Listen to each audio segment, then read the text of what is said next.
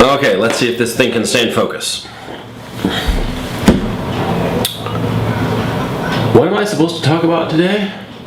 Oh yeah, passion and talent.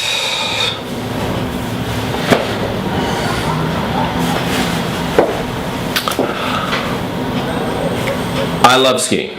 I love skiing and I love squash.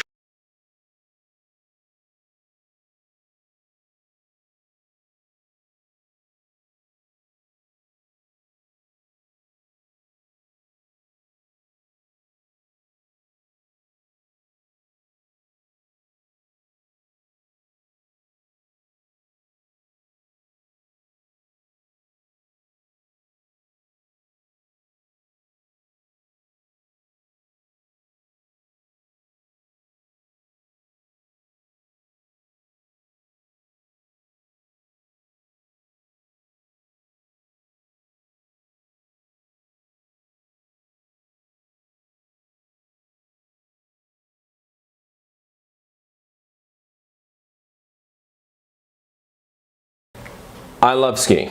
I love skiing and I love squash. I love skiing. The feeling of almost weightlessness as I'm sliding down the mountain is just priceless. And the feeling I get when I strike a ball perfectly on the sweet spot of the racket is just, I can't quite describe it. It's a feeling of tremendous satisfaction. And I'm sure it means something very psychological and very deep when I hit that ball just so squarely, so perfectly, and I feel to my very bones this feeling of like, you know, it's just wonderful. Now, I'm a terrible squash player. I mean, I'm really, really bad. It is my passion, my fire, my everything. Same thing with skiing.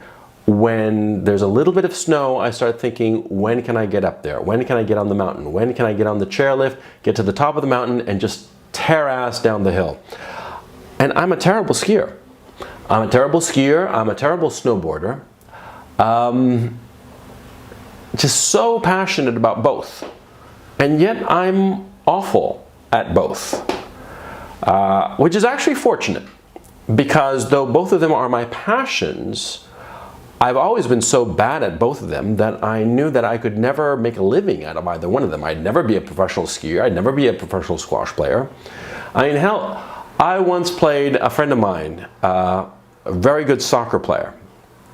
And we got into the room. He had never played squash before. Within half an hour, he was just wiping the floor with me. You know, I mean, he was just demolishing me. And it was, you know, on the one hand, I thought, you know, no fair, you know. But on the other, I wasn't really hurt because I was never a really good squash player. I was just okay. Same with skiing. You know, there are other people who ski much better than I do. When I see myself skiing, when I see footage of myself skiing, I look at it and, my God, I'm so awful. It's not that I'm skiing down the mountain, it's that I'm tumbling head over heels down the mountain, you know, like a snowball in action, you know. It's like, you know, I don't carve the mountain, I just sort of like slide across it, you know. I don't have form, my back is hunched, you know, I'm just like, shh. I'm terrible at it. Paradoxically, that's been very fortunate, because all the things I'm really passionate about, I'm not that good at. And so I enjoy them. I enjoy them tremendously, and I don't have any ambitions for them. I don't think I'm going to be a professional squash player. I don't think I'm going to be a professional skier. I never thought that at any point.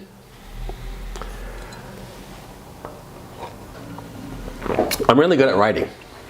I mean, I'm an exceptionally good writer. I don't feel any passion for it.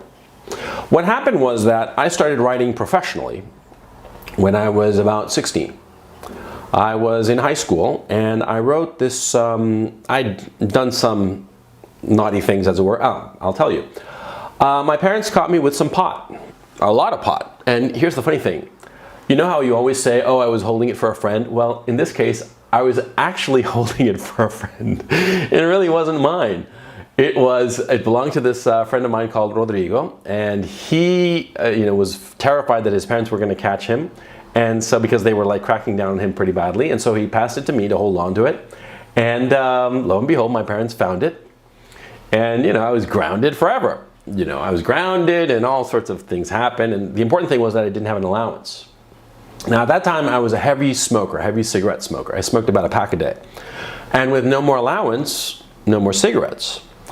So I wrote a couple of short stories for this English class that we had, which was fairly tough. We had to write short stories every week or two, as I recall.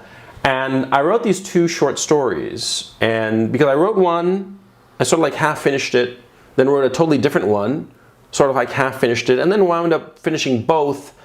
And I was unsure which to hand in. And so somehow or other, I mentioned this to a classmate of mine who hadn't done the assignment and said, I'll buy it from you. I'll buy one of your stories from you. And I'll pay you a carton of cigarettes. Or that's the price I charged.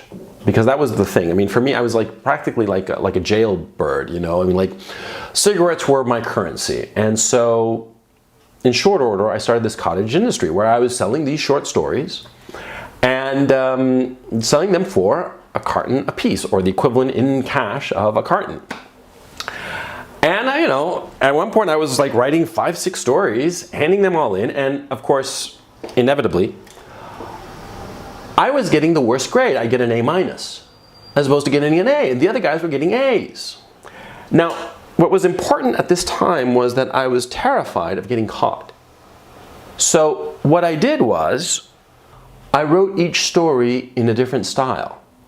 See, some stories I wrote first person, others in third person, a couple even in second person, past tense, present tense, even future tense, short sentences, sometimes these Henry James incredibly convoluted sentences.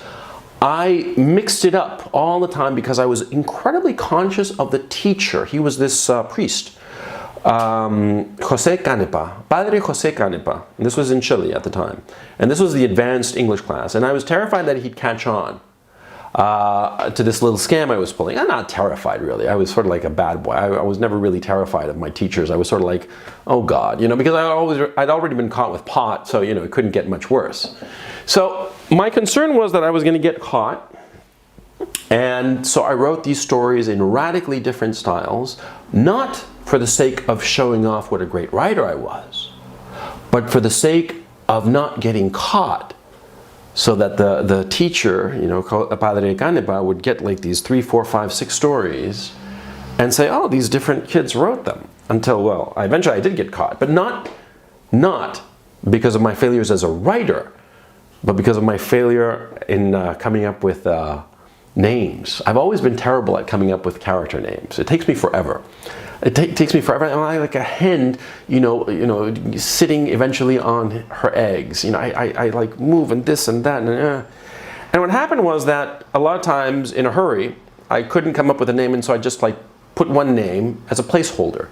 And what happened was that a story I wrote for myself had the same character name as another story I sold to another of my classmates. I hadn't gotten around to changing it.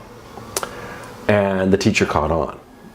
And, parents showed up and like a whole scandal and blah, blah, blah, and, this awful thing. And the thing is, I was the one who was writing all these stories, so I didn't think I was to blame. I was like, this is very creative on my part. Fortunately, my parents thought the same, and, no big deal, no harm, no foul. But that was great training, because I never really paid attention to, writing for myself. I paid attention to it for other people, for my audience and for my clients, my customers. And so I became very talented as a writer. And I've always been incredibly talented as a writer. And I say this not as a source of, showing off. I just am. It's just like being good at playing football or good at throwing a fastball. It's an innate talent that I've certainly honed and developed. But I don't feel the passion for it. And so this is my point. See, passion and talent are two different things. So you never want to depend on your passion. You never want to pursue a career in your passion. You want to pursue your career in your talent. See? Because you can be passionate about a lot of things that you're not good at. My skiing, for instance, I'm horrible at it. My squash playing, also horrible at it. My writing, that's something worth basing a career on because I'm good at it. I'm objectively good at it. I mean, I don't particularly care for it. I don't really like writing. I usually write when I have personal problems. In point of fact, I often find that writing is an escape from my problems at any given time. I write stories, fiction, to amuse myself, to sort of like get my mind off of my current problem. But it's not a passion. When I'm happy, I'm not writing. I don't want to write. When I'm happy, I'm skiing. And I could say that actually I become happy when I am skiing. Well, it's a little bit different, but the point is, see, you always want to distinguish between your passions and your talents. And you never, ever, ever want to base your career on your passion, on the thing that you enjoy the most doing, because it is not necessarily the thing that you're going to be best at. So the hard thing is to find not what you love doing, because everybody says, do what you love. Bullshit. Doing what you love is not the same as doing what you're good at. Find out what you are good at. Often, you love what you're good at, but not always. Look at my own case. I'm extremely good at writing, but I don't particularly care about it. So, don't focus on what you love. Focus on what you're good at. And this goes across life, because there are a lot of things that you'll find over the years that you love, but they're not necessarily good for you, or you are good for them. Now this goes across the board in all things in your life, because you will find that there are a lot of things that you love, but that are not good for you, or you're not good for them. Now this is something that you have to pay attention to. You have to pay attention to that which is good for you and you're good at, but it might not necessarily pull at your heartstrings. This goes for women, obviously. There is a difference between a good woman and a woman that you love or lust over. A lot of times, the woman that you are crazy about is going to be a disaster for you. A lot of times, the woman that you are like very fond of and you like very much is going to be the best thing ever for you. So that which you love and that which you are good at, that which you are passionate about, and that which is beneficial to you are not necessarily the same thing. Always pay attention to that. Your passions and your talent, decide which one. Which one are you good at and which one are you passionate about? If it happens to be the same thing, lucky you. You are a fortunate man. But that is rarely the case. I can hear some music outside my window. I think that that's the end of the video.